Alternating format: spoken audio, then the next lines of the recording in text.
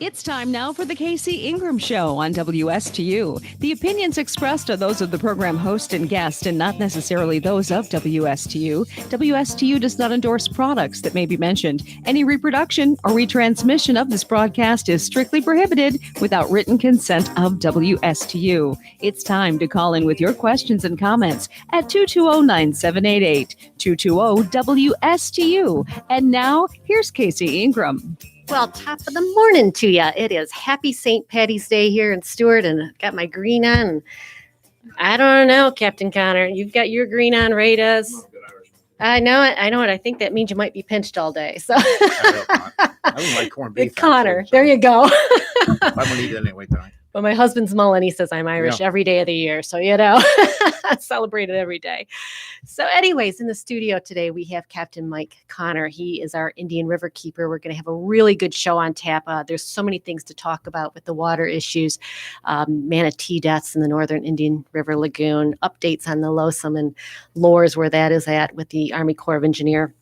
But before we get into those discussions, I want to remind everybody you can sign up for an email of who the special guest will be or guest in the studio, and you can do that at my website, thecaseyingramshow.com. If you don't see that email come through on Wednesday morning or Tuesday, check your spam folder. Sometimes it ends up there. So, Captain Connor, it has probably been a little over a year since you were last in the studio, and you had just taken the position of Indian River Keeper. That's about right. So March 10th, I think. March 10th, right before COVID. Yes. Right before COVID. Right before COVID hit. So I'm sure you had a lot of ideas on tap for the Indian River Keeper. Obviously, COVID, like with everybody, messed some of those ideas up, or at least delayed them. But I know one of the things you wanted to do as Indian River Keeper was to involve the public more reporting issues in the water. How has that come along in the last pretty year? well. It's a huge distraction. Something like COVID, it's taken our lives and turned them upside down. So understandably, you wouldn't worry about environment so much, although environment has a play on your health as well. We'll talk about that. Right. But yeah, it was a little tough at first. It was tough to engage with folks. So we didn't sit on our hands. We built the organization, but I've got a great board of directors. I've got a good advisory board of scientists.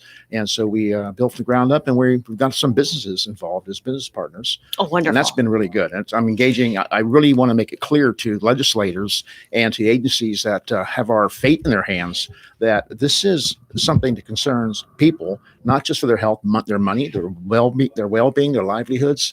And if you get business behind you, politicians listen, because they're employers of people too, and they have a big tax base. And so, we wanted to make business understand how this problem of water pollution of this level does affect their bottom line. And a lot of folks know that, some don't realize it until they really look at the numbers and say, hey, where's people aren't here like they were 5 years ago. They're moving out. They're complaining about the water. Right. This year, our tourists saw some discharges earlier, and we'll talk about that timing. Yes. So yes. It's no secret. Stewart always makes those wonderful lists of small towns, top 10, and I'm glad of that. I'm glad of that. But sometimes I'm amazed that it does, because nothing in there talks about, but then again, there's the water problem. Right. It's there. But it's not. And I understand a lot of folks want to hide it, don't want to talk about it. They hate to see us coming, like, oh boy, we're going to talk about the pollution.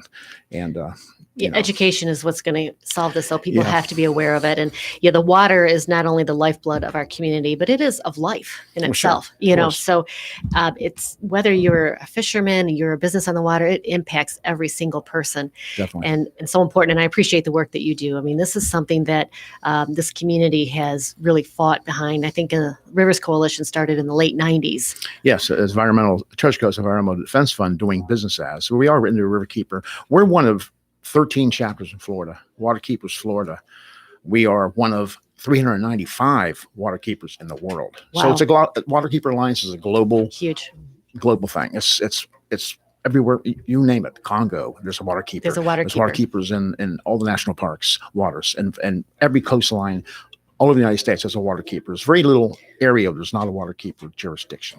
And it takes money for the organization to be able to run. So, folks, I mean, it's Water not Keepers just Alliance businesses, does not everybody. cut us a check. No one pays us. We are 100% relying on funding, and donations. It's 501c3, We are so it's a write-off. 501c3. Yes, we are. So I'd say it's one of the most important organizations to donate to, especially in our area. So, Mike, let's start out. The discharges are already starting as of March 6th. So what does this mean for our area? What could it mean here? We've had, several lost summers. Yeah, well, the problem was we had a very wet finish of the year last year. It rained a lot in November and December, if you recall. A lot of water. The lake crested at 16.3 elevation. Now, the number you see of the lake is elevation above sea levels, not the depth of the lake. Okay. The lake goes anywhere from 1 inch deep to 4 to 5, 8 in places. It's above sea level, and that's measured inside the dike. So that is how they really tell how much water, how high in the dike berm it is. It's elevation. So the lake went up to 16.2, and we knew back then, we're in trouble because, we had so much rain. They stopped the discharges March. And back in January the 5th. And we have a little reprise for a while. We've had about 2 months without it.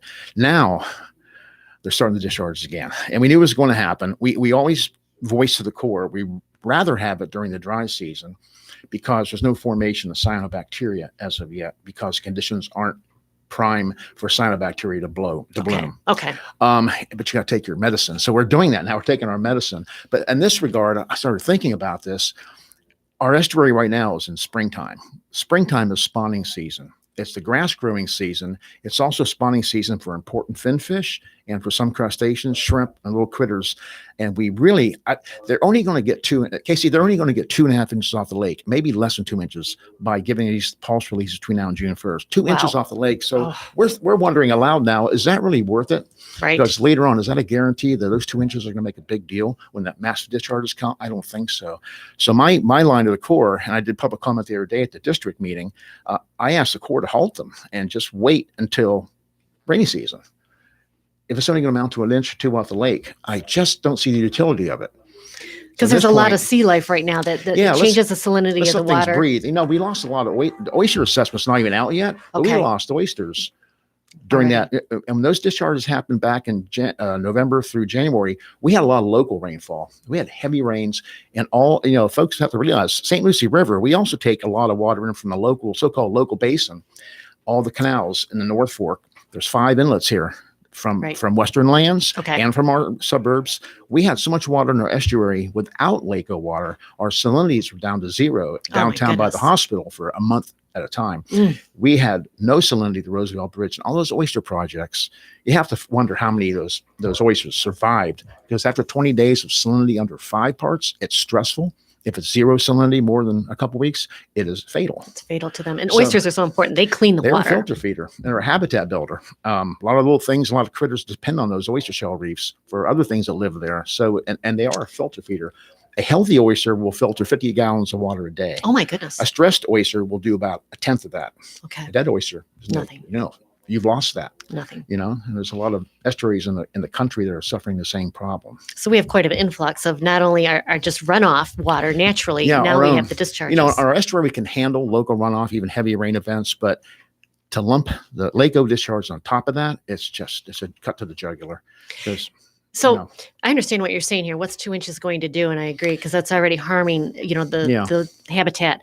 Now, on the other hand, that's also an initiative from Congressman Mass to go ahead and discharge early on. So is there somewhere we have to have a meeting of the minds of really what's best for the water? I know. We're just a victim of torrential rainfall to the point. If we go June 1st, I'm probably going to go to June 1st with the lake around 14 3/4.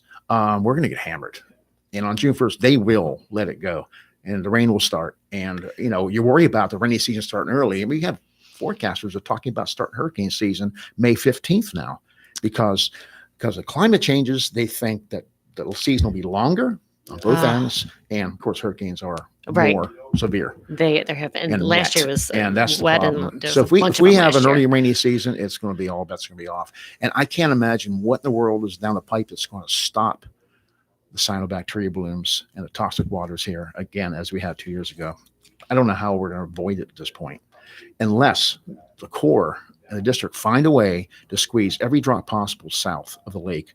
And right now, the conservation areas south of Lake Okeechobee, they're drying out a little bit now. They're above schedule. They're above what they call schedule. Okay. They were for a long time. There's nowhere to put the water. Now there is some place to put the water. Okay. Now the growers in the EAA are tapping the lake for irrigation. This morning, there were 4 canals that are pouring about anywhere from 1/5 to 250 million gallons south a day, each canal. That water's really, but that water someone's going to go to the Everglades where it's needed, but a lot of it's going to be used for irrigation.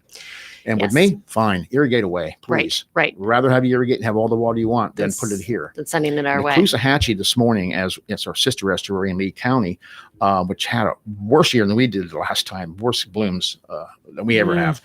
They need 1,000 cubic feet a second Okay. to balance the salinity in the upper estuary. It's a big watershed compared to our little St. Lucie River. Right. I mean, it's a huge watershed. They Okay. need fresh water from the lake. It's kind of a, take your medicine kind of thing, where the water's not perfect. It's not beautiful water. It's not, it's got phosphorus, but they need the water for eelgrass to survive. We don't need one drop because it's an unnatural connection. Right. We've never been connected to Lake Okeechobee naturally. It's all man plumbed. So, Right. but we need no water here from Lake O. How is the Negron Reservoir? Is that built or is it in the planning Right now, they building aren't. stages? The groundbreaking has happened. They are building the stormwater treatment area of the reservoir, the shallow marsh that's going to clean the water, send it south Okay. into Everglades National Park. The reservoir will come a little later, Okay. but what they can do in the meantime, and they hope to have. I just talked to Drew Bartlett at the district. Actually, I talked to him this morning. He called me and said, "Hey, we got room on our boat." They're going out to see Sailfish Flats this morning. Okay. So Drew Bartlett and a couple of the Corps, guys from the Corps, not Colonel Kelly, Jackie Thurlow-Lippisch is going to be on the boat. And he called me and said, "Mike, you want to come?" I said, "Geez, conflict. I'm doing Casey Ingram's show." And he goes, "Well, actually, that's more important. Get the message out." So, but they're looking at Sailfish Flats right now to see the lack of seagrass. He has never seen that. So he's a stand-up guy. I like him as a director. He wants to know what's going on in the estuaries. He wants to see it for himself. But I'm glad you're here today, and that let's talk about the seagrass more. that project, the cleansing part of the marsh could be done inside 2 years. Okay. Now the rest of it, it's a federal state partnership Right. to build it, and the funding has to keep coming from the feds. That's something you always wonder about. Right. It's got to keep, and then when to build that reservoir, which can divert when it's done right, it's dynamic. It can divert 120 billion gallons Absolutely. out of our system over here. When it's working and it's Okay. being dynamic, it can take water, fill up with 80 billion gallons, move it south, and then take more water. And as we go, Okay. and there's a lot of proponents, there's a lot of naysayers out there calling it a little Lake Okeechobee. I think that's short-sighted to say that's going to be an algae pit. I don't think that will happen. Agree. But it's necessary because you can't send water to Everglades National Park because of a consent decree over 10 parts phosphorus. And that's because that's a very low nutrient environment, the Everglades. Everything survives on very little nutrients. Yes. Very It is. low. It's very low. And the phosphorus rainwater contains more than 10 parts per billion. Yeah. Yep. So- So, it's a matter of getting that project done. That's part of the puzzle. This whole thing, SERP was authorized by the Clinton administration back 2000. It's supposed to be done by now. Right. Done. 66 projects.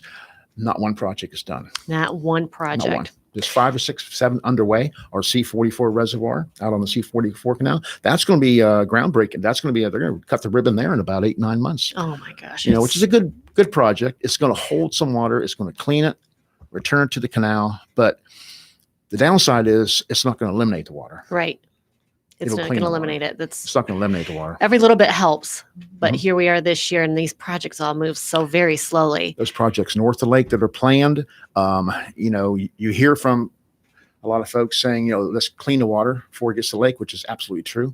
90% of the water comes in Lake Okeechobee. 95% does come from the north, comes from the Kissimmee Basin and 4 or 5 other sloughs that come through cattle land and ag land into the Okay. lake. They want to put a feature up there in a project that's going to hold a wet attenuation feature. It's going to hold 130 as planned. Won't be the ground Okay. naturally. All Good thing, right? Right. Irrigation water, and they're saying that's water wasted. So what they want to do is they want to put a lot of wells, ASR wells. Okay. That is part of the plan. But I'm hearing now that they're thinking about eliminating the above ground storage in that project altogether. Oh, wow. And that worries me a little bit. I don't understand why this is because of the cost. Okay. But aquifer storage recovery wells Right. are used in a lot of instances in municipalities. Sometimes the water can be very badly polluted being held there, and I'm not sure how good the water will be when they pump it back up. Right. Right. It's a great concept, but the one thing I don't like to hear, and a lot of us are really against, is the deep well injection Yes. well, which shoves the water into the boulder zone, and you can never that doesn't get recovered. utilized ever again. It eventually finds its way to the ocean. Because we have right? a karst topography in Florida, it's all like Swiss cheese. Okay. Everything goes a sponge. Everything will move underground in the aquifer. But we don't want the water. If it's eliminated, and there's those on the other side say, listen, if we eliminate the water altogether, your estuaries are saved. A lot of folks are calling those estuary protection wells. It's marketing. Right. But the thing is, the water is needed to go south to the Everglades. Yes.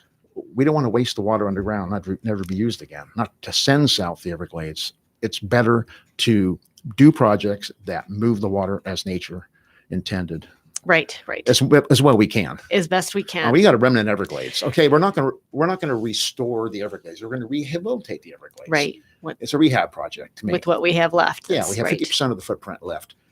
Due to encroachment of development on both coasts. Right. Then you got 750,000 acres of land for sugar and vegetables, which is the heart of the Everglades. Okay.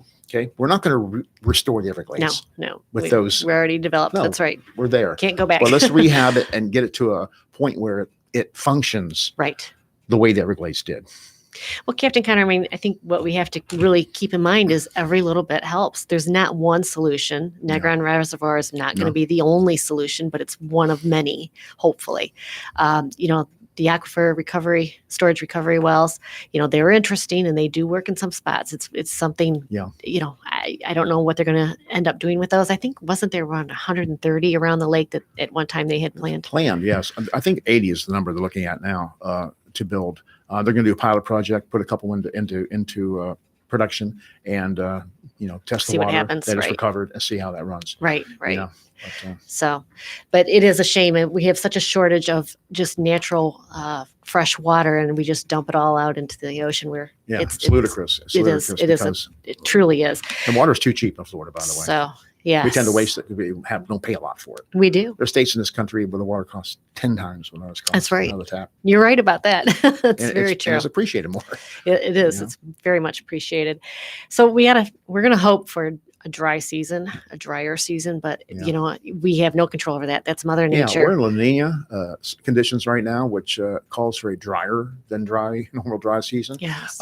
We have had years where it didn't rain until July. Right. And into mid-July, and that's what we're hoping for. And we saw so many improvements with the river and the lagoon when we had these drier seasons. It was giving it time to recover. Yeah, the thing about recovery is, first thing you notice, of course, is the water looks better. Right. Because you don't have any discharge. You have no sediment. Right. Like Okeechobee. You don't have your own runoff, which is a very tannicky, can be very full sediment. You don't have that. Troubling part of that is it just gives you a better glimpse of the bottom. And then you go, this is like the Bahamas Bank. Yes. And there's places where the grass, in the last 3 years, I'm amazed by how the grass is just, I call it dieback, but it's almost like, what is it, male pattern baldness, where parts of the hair start going and then it keeps increasing, and then you're going to Men's Hair Club and getting whatever, and you can't do the seagrass. But the seagrass, if you take a drive up Indian River Drive, KC, on a bright afternoon and look at that water on a clear day, what do you notice? You notice that the docks, all the way out to the dock lines, have all barren mud under them. Wow. No grass anymore. Let's talk a little bit about that. And Jackie Thurlipish, thank you very much, because her husband and she will go out in the airplane and they take aerial photos, and it's really documented the die off of the seagrass over the last, 7 or 8 years that they've been doing this. Let's talk about that a little bit more, the consequences of it. And folks, I wish I had supplied these photos to show you on Facebook, but back when this first started, discharges have been going on forever, but when she first started taking photos, you could see grass along the bottom of the Indian River Lagoon out by the inlet, and now it's just barren. Yeah. As recently as 8-10 years ago, those aerials which he showed, and historic aerials show it, they're dark with grass, and it's manatee grass. When I first moved here in 1999, I went wade fishing with friends, and you had to walk carefully as you got tangled in the grass. You would trip. Manatee grass is so long and thick. Those places are simply sand bottom now. The whole area is covered with dark, fresh water, 6-7 months a year.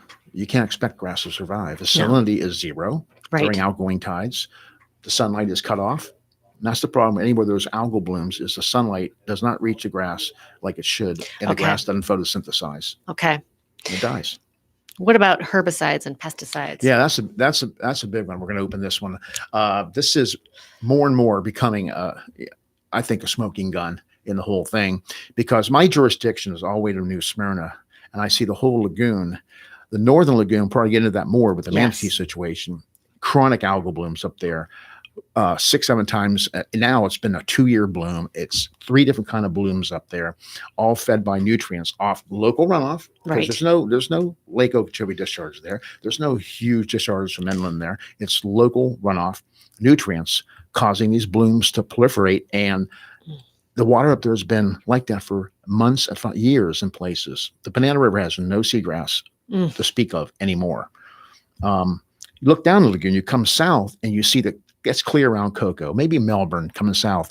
You get close to Sebastian Inlet, which is a big inlet, good flushing action.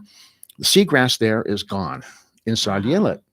And you think, well, what in the world is the reason here? Right. And we've come to realize there's something going on locally. More scientists are starting to look at Roundup and other herbicides as possibly being a trigger for this, whereas it's all over. Everybody's using it. Despite the fact municipalities have outlawed it, like City of Stewart does not use it. Right. And their employees do not spray Roundup. Excellent. The residents can. Right. It's still on the shelves. There's no policing of it. There's no policing of it. It's just good information, education out there telling people this is not a good thing to use. More people are going back to pulling weeds by hand or using salt and vinegar, good stuff, stuff that won't hurt the environment. Jim Flat in Fort Pierce, the big house with that big Fort Pierce flush of good salt water every day. Why is that dying? Because it's not a salinity issue, is it? Not so much. So it's puzzling. It's puzzling, but more and more we look at this, I think we're gonna look into it and investigate it. The glyphosate. Fully. I do a weekly call with Florida water keepers on Friday. Okay. And it is on our agenda every week now, is the glyphosate situation. Okay. It's something we're going to address as a statewide organization. I think it's time for people to really, and people have to realize the danger of it. The fact that Well, it gets washed into the Indian River Lagoon, it gets into the sediment, Yep. and then you were talking about the half-life. It's very long before it they're breaks finding down. out in a saltwater aquatic environment, it lasts longer than they thought. Well, you hear it's safe for aquatic use. You hear all these things, but guess who puts out the determinations on this? People that make it and sell it. Right. You can't take a word of Monsanto. You can't take a word of a company that produces a chemical saying it's safe for you to use this. Right. You need it needs to be vetted. Reminds me of the cigarette argument from years ago where the Exactly. cigarette makers That's said, a good no, this analogy. is great. Exactly right. But and I look around St. Louis County where I live, especially, and everywhere I look, I see a brown streak of vegetation killed with glyphosate. Everywhere I go, right up to the lagoon shoreline, there are places where they're using glyphosate. And I will tell you right now, I took exception with the fact that our mosquito control impoundments all along Hudson Island, Yes. where those impoundments are nursery grounds for game fish. Mhm. They're there to control mosquito populations by killing the larvae. Anyway, it's a necessity because people want to live on Hudson Island, right? Right. Without those impoundments, it'd be a lot buggier. Right. Yeah, right. okay, it would be. They've gone in those impoundments and sprayed every single dirt road through those impoundments for 35 miles of roadways with glyphosate. Where do you think that ends up? Yeah, 4 feet from the lagoon. Right. Right. And they kill a lot of flowers, stuff. The pollinators, mall butterflies and bees, that's part of the life cycles. Right. And a gentleman showed me that end of it. She said, look at this. This is the different kind of insects and mangrove butterflies that need those flowers that grow there that they're killing with glyphosate. So it can't be a good thing for anything. It's not good for anything. It's not there's, What happened to there's weed an eaters? impact. That's What happened to weed eaters? Buy some weed eater. I guess Pay somebody to go. You got to work more harder. You got to work more and right? harder and pay someone more. I know. And that's always the bottom line, right? So tell us a little bit with the seagrass. It makes sense to me, by the way, Captain Connor. I mean, it kills it on land when it washes into the water. Of course, I don't need a study to tell me it's going to be killing the plants in the water as well. It gets in the nerve center of a plant and it kills it. Tell us the plant can't survive. Can't bring nutrients anymore. Can't live. Can't take in its nutrients. And So with it dies. the half-life being so long, I had a guest on a long time ago. I can't remember. We're talking years. When we say it's a long time, I'm not talking months. Yeah. We're talking years. And I think that's why we're seeing there is no seagrass growing, even in times now where the water is in better quality. The dirt is polluted. The bottom of the estuary. I have a scientist you may have probably heard of, Grant Gilmore. Yes, I've had him on the He's show. on my advisory board. I'm happy to announce that this week he finally got me his bio and put his picture up. And Excellent Grant and I have known addition. each other a long time. I told Grant, he said, "What's required of me to be on the board?" I said, "What we're doing right now. Right. I call you, answer the phone, and Yes. and educate me." Your knowledge. So and it's great. He is really looking at glyphosate right now, saying we have to get some sediment testing done. We've got to find out how much is in there, where it is, and if it's. He is pretty convinced it's what's killing a lot of the seagrass, even where the waters are clear. Right. And we don't have blooms. We don't have. Once in a while, I see a little nanoplankton bloom. I notice up in the river, anywhere from Fort Pierce down to where I live in Jensen. Once in a while, you'll see during the wet season, you'll see an area of water that has a little bit of a plankton bloom. It's got that green. It's got a little bit of tinge. Right. And I've done some water sampling. It's not cyanobacteria. A little bit of cyanobacteria is natural in water, in fresh water. Okay. But these blooms we're seeing are plankton blooms, like the ones in Northern Lagoon are called a phycoplankton bloom, meaning small, a very small little plankton. Right. That can happen up in our area too, but I've never seen a bloom in our area of the river so bad that I would suspect it's what's shading the seagrass. What is happening is where there is no seagrass and we get a windy day, a windy week, what happens? The sediment has no foothold. There's nothing to hold the sediment down. Okay. It's in the water column within hours. There you go. You got turbidity. Turbidity is discouraging any chance of new grass to ever grow there. And during the wintertime here, especially like yesterday, 2 days ago, I was driving the drive home in the river drive, and it was just crystal clear, like Bahamas water. We had very little wind. Yesterday afternoon, the turbidity was up 50% in a matter of 3-4 hours because all that sediment is up in the water column. And that exacerbates it. It spreads it. It's going to move with the tide. So it's a cycle. It's a vicious cycle.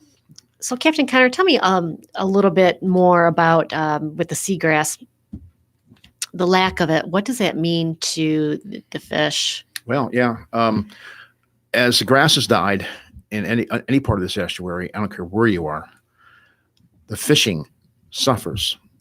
There are fewer bait fish.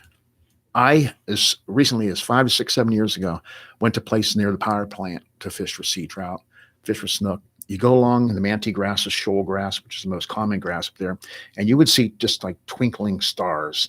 It was all the little pinfish and all the little fish that were in that grass feeding on those grass blades. They eat epiphytes off the grass blades. A pinfish is a big time forage fish for everything that lives here. Those and gobies. We cast this little jig called a goofy jig for pompano. Okay. And you see them on everybody's rods, and they're in the car going to the ramp. You see these little pink jigs. Right. Fish are pompano up there during the spring. This time right now, you would go crazy because all these pinfish would attack your jig, and you'd end up jagging pinfish at least 15 an hour, 20. Ask me when's the last time I had that happen. When is the last time? About 6-7 years ago. Oh, I can't even find a pinfish up there. Wow. And the pompano fishing this year in the lagoon has been very slow, or worse. Okay. I don't think they're coming into the lagoon as much as they did.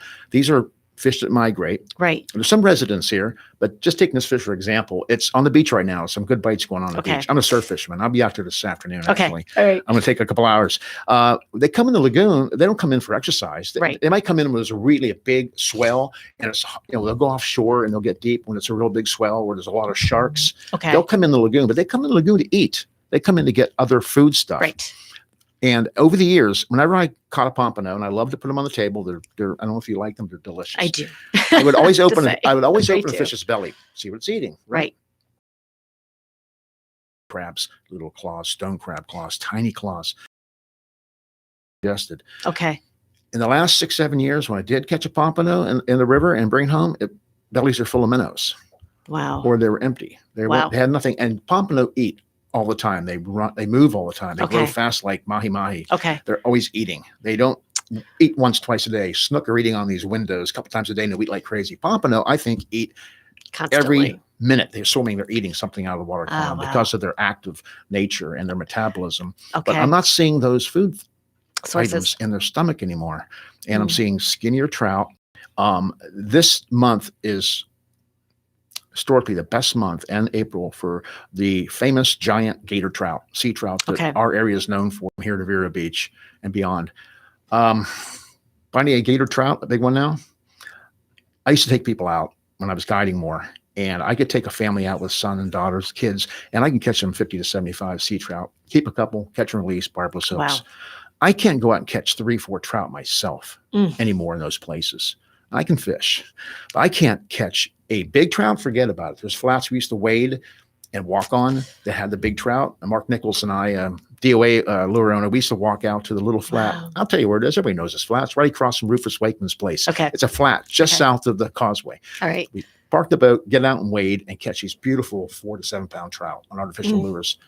I can't find a trout there anymore. And Captain Connor, how long have you been fishing these waters? Since 1999. Before, I used to visit when I lived in Miami. I come visit. I was always blown away by the diversity up here. Right. I fished Biscayne Bay for bonefish, tarpon, permit. Okay. And I fished Everglades National Park forever. And I guided down there, Florida Bay, which to me is a super diverse fishery. I think the best fishery in Florida. Okay. But this place, I couldn't believe the diversity in that you can go out and catch 6, 7 species in the lagoon. Jeez. With a shoreline that wasn't natural. It was homes, docks. Right. You're in town, and this fishing was great. Now it's discouraging. I just I don't even like to take people out right now using. I'm not a live bait fisherman. I almost have to be now. Okay. You almost have to be because you know there's fewer fish. You want to catch a few. You better have something. The fish don't refuse. Right. But I'll go along my boat, shallow water, which I do now. I go look at the river for my own documentation, and I'll just go with my trolling motor on quietly shallow water and try to spook a fish out here and there. There's days when I can't even move a fish in places that were the best stretches of the lagoon for fishing. And there's guys, most of the guys I know, no one's hiding the fact. I mean, Right. all of us are discouraged by it. And it's all about habitat. It all comes back to habitat. Some is maybe some overfishing efforts. I don't know. It's habitat. Feels like we're at a tipping point in a sense, though, because discharges have been happening forever. Every but fishery, something's every taken fishery us. has, like I call it, a carrying capacity. What will it support? What will the habitat and the food volume support? Right. If the habitat goes down, the food's no longer there. I don't think the spawns are as good. And Grant Gilmore will tell you that sea trout being prolific spawners, salinity changes and habitat loss will cause them to spawn less often and not produce as many eggs. Okay. It's a DNA thing. They're survivors, but these fish, they're not going to have to, and there's nowhere for the little fish to hide. And there's another thing. The juvenile fish have nowhere to hide from predators. Right. That's be it birds in the air or be other fish because there's no grass. And we are seeing, and a lot of folks are seeing so-called recovery. A lot of the stuff we're seeing is a macroalgae. It's grassolaria. It's different stuff. It's not terrible stuff. It's better than no habitat, but it's not as good as shoal grass, widgeon grass, manatee grass, which is just becoming scarce. So one of the issues that we talked about for this show was the death of the manatee in the northern Indian River Lagoon. Yeah. I had people saying, "What do you mean they're starving?"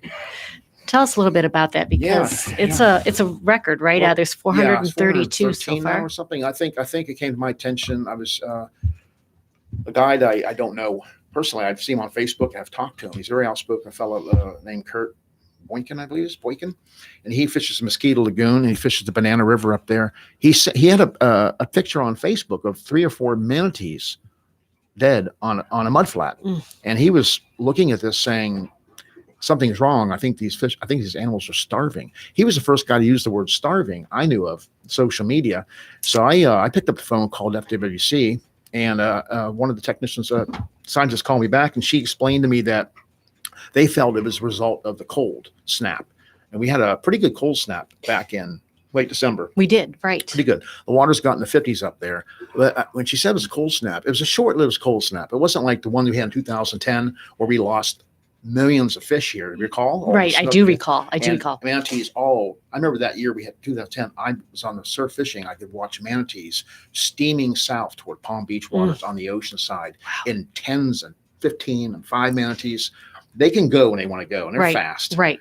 This is different. It wasn't that cold. And then a couple of the guys were saying they look skinny. But the FWC person said, we don't think of starvation because when a manatee is starving, they have a neck. They don't have that head on the shoulders. Right. They get and now they're finding they're seeing that. Yeah. So now they're putting in a request. They put in a request called a UME. I think that's an unusual mortality event. And that helps FWC. There's just so much manpower at FWC to do this, do all these necropsies.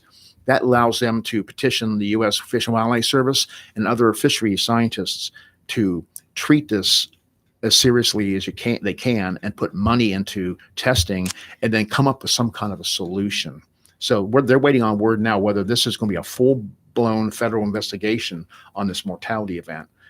It's the only one of its kind for manatees Wow. that's happened in a long time. It's very serious. As of March 5th, I think it was, 432 have died so far this year, and that's 3 times the 5-year average between January 1 and March 5th. 3 times the average. So it's a very serious thing. They're a selective feeder. They feed on seagrass. Well, and I'm thinking, wasn't it last year? And the years run together, so forgive me if I'm wrong, but there was a giant fish kill up in the there was a big one area. in Cocoa 2 years ago, massive fish kill 3 years. I went up and saw one myself this year. One of the guides I know up there named Alex Gorichki, very outspoken guy out of out of Canaveral. He showed me the bloom. I went up there with my my videographer, and we did a little documentary. It's not released yet, but we looked at the bloom that was in both the Banana River and the Indian River around Highway 528 up by Port Canaveral, at a place called Kelly Park. The Banana River was as green as your shirt. The Indian River had a brown bloom. It's a different bloom. So you had these two blooms going on at the same time, different animals altogether, different blooms, and places they mixed. Well, Alex told me, I'm betting you right now, within 2-3 weeks, we're going to have a fish kill. So I did dissolved oxygen tests up there. The day I was with him, and the dissolved oxygen was in a good levels at 6.5, but it was windy too. We had a lot of wind that week. So there's water, there's stir, O2 being stirred into the water. What was terrible was the turbidity. Salinity was normal. But no other warnings in my mind that would say fish kill yet. He called me 2 weeks later and said, "Hey man, come on up. It's happening." It started happening about 8 hours ago. So my wife and I got in the car and went up there and did a Facebook Live up there. And we were at we went across 2 Titusville bridges, and the bridge was the Brewster Highway Bridge. And we got out, and they were fish dying right before our eyes.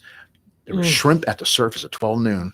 Gasping for air, shrimp, crabs on top that weren't dead, on top at 12 noon. You don't see that. They're looking for air. All these fish. There's a lot of fish dead along the rocks. A lot of snapper, pinfish, a lot of baby flounders, different fish. There were only a few sea trout in the mix, and I think that's because there's only a few sea trout there. We didn't see any snook, but that lasted for about 3-4 days, and then that cold front came through. The first real one, and that basically put out the flame a little bit by adding O2. And colder water holds more dissolved oxygen than warm water. So I think it may have been worse if it wasn't for the cold weather snap. But after the bloom, after the kill, the water got clear in places because all the algae died. The algae life cycle, it died. But it goes to the bottom. It becomes food for the next, the next outbreak. And as we speak right now, the waters up there aren't as bad as they were 3 months ago. But that fish kill could have been a lot worse. But now we have this manatee die-off. This is the most visible thing on there. I can't think of anything that's going to grab people's attention more than this, besides maybe a bottlenose dolphin. Well, I was going to say the dolphins, was that last year or the year before, where they had a dementia? They had dementia. That's another scary situation where we'll talk about that. We have a full hour today? We have a full hour, but we're down to about 15 minutes. It's just gone by. I know, it goes by very quickly. We were talking about human health. I want to steer your conversation, but I think we want to touch upon go right ahead. The real threat of toxic microsystems. 2 years ago, a little more than 2 years ago, 70 people in Martin County, I was one of them, my wife, went down to Florida Sportsman Office, where Harbor Branch took nasal swab samples, urine and blood samples from us. During the height of that bloom. When it was so bad, chalked in the canals, it was like, everybody calls it guacamole. Captain Connor, Free, finish telling your story. Let's, for people that have just moved to the area and they don't understand what we're talking about, this algal bloom from 2 years ago, how horrible it was. There was clumps of algae that it stunk so bad that it stung your eyes. You could hardly breathe around it. It looked like blue ice in places. It looked like blue ice. You're right. It was blue-green algae. Horrible. So it released this microsystem into the air, and that's what they were testing for to see if water and the air. And they were, and basically they also know now that it's aerosolized. If you ever saw the bridge pilings around here when it dried at a low tide, you saw that blue stripe from the out. All that gets in the air and it travels. But but I was talking about the testing. All 70 of us came up positive 70 for a out of 70 microsystem in our nasal passages. And of the 70 people, a few hadn't been near the water at all that month. Wow. They live a block away from the river, 2 blocks away from the river. My wife, Michelle, I was all over the bloom, looking at documenting. I expected to be chock full of it wherever. Right. But she was only on the river, near the river, for an hour and a half or 2 hours in a 2 month period, and she was positive just for those hours of exposure. And people lost their pets. I mean, dogs that drank the water. That was a liver. It's a hepatotoxin. Mm-hmm. So microcystin, it has a cell, and when it's stressed during an event, or it's stirred up, or a boat wake cuts through it, or salt water, it hits that salt water, it will die. And when the microcystin dies, if it's toxic, it releases toxins in the water. Okay. Okay. And that's not what causes the bloom. It's the bloom, the organism lets toxins go. Now you see the World Health Organization puts a number on it. 8 parts is unsafe for human contact. 8 parts per billion. 8 parts, yes. And what we found out in Okeechobee was on the lake, there were some samplings coming back. There were as much as 400, 500 in our when it got to our estuary. It gets here, and we have some input of nutrients here too, nitrogen, and that helps make it fester and get worse. Right. But when that bloom dies, less than microcysts ago, that's what has to concern us, because it is a liver toxin, it's hepatotoxin. There is a non-alcoholic liver disease cluster here. I'm glad you mentioned that. There is. From the north part of Okeechobee all the way to St. Lucie County down to Martin County. You can look it up online. You'll see a big block right there in North Florida, all over Texas. There's places around the Northeast. Right. Around there's lakes that have microcystin blooms in the country have clusters of of liver disease. The liver disease is not. But what takes alcohol. it a step further is the fact that it may infect your brain. There's a doctor, Paul Cox. Like the dolphin. Yeah, he's an ethnobotanist. He lives in Jackson Hole, Wyoming. Okay. His lab is in Jackson. He's trying to find he's trying to find the cure for Alzheimer's. Okay. That's what he's trying to do. He's also getting a connection verified between cyanobacteria and Alzheimer's and Parkinson's and ALS. Paul Cox came here during our worst bloom 2 years ago. Okay. With a little fanfare. He just showed up. He said it was so bad down here, he had to go. And he and his colleague, Dr. James Metcalf, they did a movie called Toxic Puzzle. And I ask your listeners, look up Toxic Puzzle and watch this documentary. It'll It's on YouTube, isn't it? Yes, it is. They were in hazmat suits all over the place down Lake Okeechobee during the worst of the bloom of that part of C-44 canal inside the 308 lock. They were taking water tests there, and they were horrified to watch all these folks with their kids fishing through the bloom, eating the fish, cutting their line with their teeth. He was horrified and said there's no signage. So basically what Dr. Cox has gone on record as saying is this bloom and continued exposure for Martin County residents, Lee County, is our Fukushima. Right. He has said that. This is wow. like Japan's Fukushima radiation poisoning. This is slowly going to, he said, I hate to see 20 years what folks around your area are going to be, how they're going to be doing.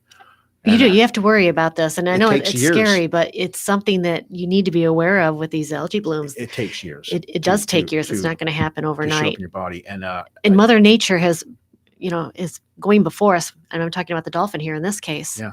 BMAA is the toxin that they found in their brain that caused the dementia, and they stopped eating to and go into the wrong places, to go into fresh water. They were lost.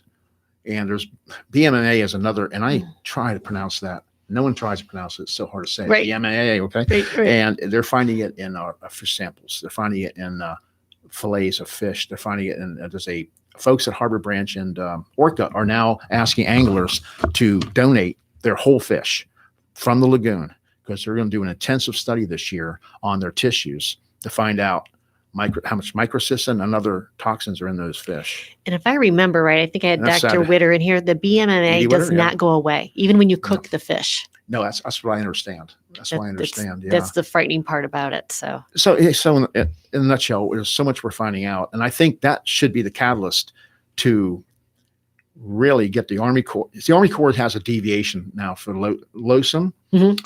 Yes. Lake Okeechobee Systems Manual.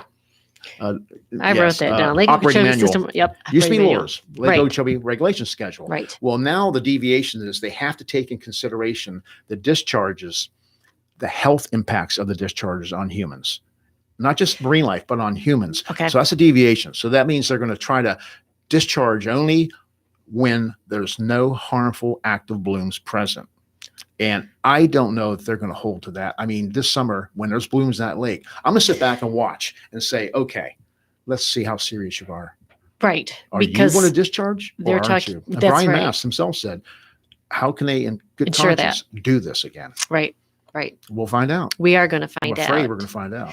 I'm afraid we are going to find out. And, again, it's the common sense thing. If they're worried about the dike being breached, Absolutely. It's- what other decision are they going to have other than they're Yeah. going to have discharges? And that's the scary part about it. And that's what we're worried about again this year, because those algal blooms in the past, they've been getting worse, and the health issues are now coming to a forefront. We're understanding there are consequences. So again, we're speaking with Captain Mike Connor. He is our Indian River Keeper. Indian River Keeper is a nonprofit, and really he needs all of the help that he can muster, and that's volunteers as well as, of course, money. Money is the best thing you can do to help this organization. You have a website, right? I do. www.theindianriverkeeper.org. The It's Indian River Keeper. theindianriverkeeper.org. And we're active on Facebook, Instagram as well. So make sure you follow him, and if you want to help, this is one organization that it's so meaningful to all of us here. So appreciate you coming We'll here be down today. at Jam and Jensen's You will. night. We joined the chamber yesterday. Okay. So we're a chamber member now. and we're gonna be there a couple times a month. So folks, come on down to Jam and Jensen on Thursday. And let's talk water. and you're always there to talk water, and there's always so many issues going on, and you have a large area to cover as well. It's not just right here at Stewart. It's 162 mile long. 62-mile long. Lagoon. You have boats and you have a truck, you have all this upkeep. So Sure. I just want to shout that out, that if we can help out, please do. Let's talk a little bit more about LOSUM. You said LORS, which was the Lake Okeechobee Regulation Schedule. This is what determines when they have the discharges and at what level. So the Army Corps of Engineer, this is what they follow. So what are the major changes? You just mentioned one with LOSUM. Are there any others? Well, the major change is, I think they're on board with this to try to keep the lake lower year round, get it down to 12 feet, if not a little less, come June 1st.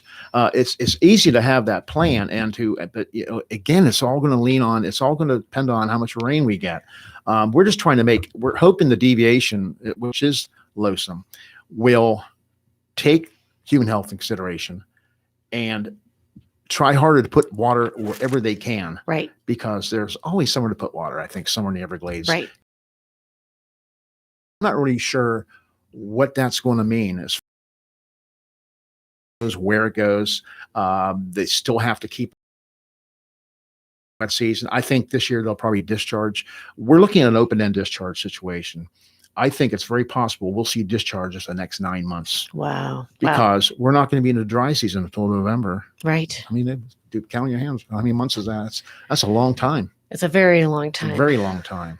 Is the Army Corps, are they still trying to strengthen the dike and rebuild part of it? They're about finished. They're about finished with bolstering the dike. They're about done. But they still have to keep the lake levels. Yeah, low. that doesn't mean they're going to fill it up and keep it and stop the discharges by filling the lake. This would be a danger either way.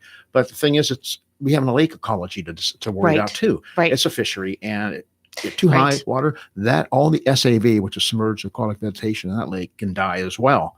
And then it becomes a eutrophic lake, muddier. It's got a muck bottom from years and years of abuse. Right. Both from the north and the old back pumping habit from the sugar farms in the south. It's a mucky lake. It gets turbid. It gets stirred up by wind. And God forbid we have a hurricane that tops it. That's the worst thing that could happen to anybody. It sure is. There's humans in a way, and there's the water. It's an issue wherever we are in the state. It is. We have a little less than 2 minutes, about a minute and a half, and I want to end on a little happy note. So let's talk about, there was a no fishing rule at the Jensen Beach Causeway. What's going on there? Well, back in January 2nd, I was driving over the bridge to go down to the surf and fish. I see these signs, no fishing. I almost wrecked my truck. I went, what is, so I got to the beach, got on the phone. I called Sarah Hurd, Commissioner Hurd, and I called Stacy Hetherington, and Stacy called me back in 10 minutes. And I said, Stacy, what's with the no fishing sign? She didn't know about it. Oh, wow. No one knew about it. It weren't county signs. DOT came in and posted those signs due to complaints about people not being able to walk past the fishermen, garbage, cast net trash, which I understand. Right. But they posted without any public input. So I just called DOT, got them on the phone, and had some suggestions. We want to get it back. How do we do that? Right. And so the bottom line is, they said, we'll take the signs down if you enter an agreement with your county to police it, change the habits. We'll give you and they're going to give us 90 days. Wonderful. Wonderful. We want to change the culture. You got some bad litter bugs. I don't want to move them to another place to litter. I want to change the culture. I want that bridge back. That's absolutely right. We may have it back April 1st. All right. Good news, Captain Mike Connor, I hope. Indian River Keeper. All kinds of great updates. Appreciate having you in the studio, and best of luck out there. Pleasure. Thanks Thank so you. much, Casey.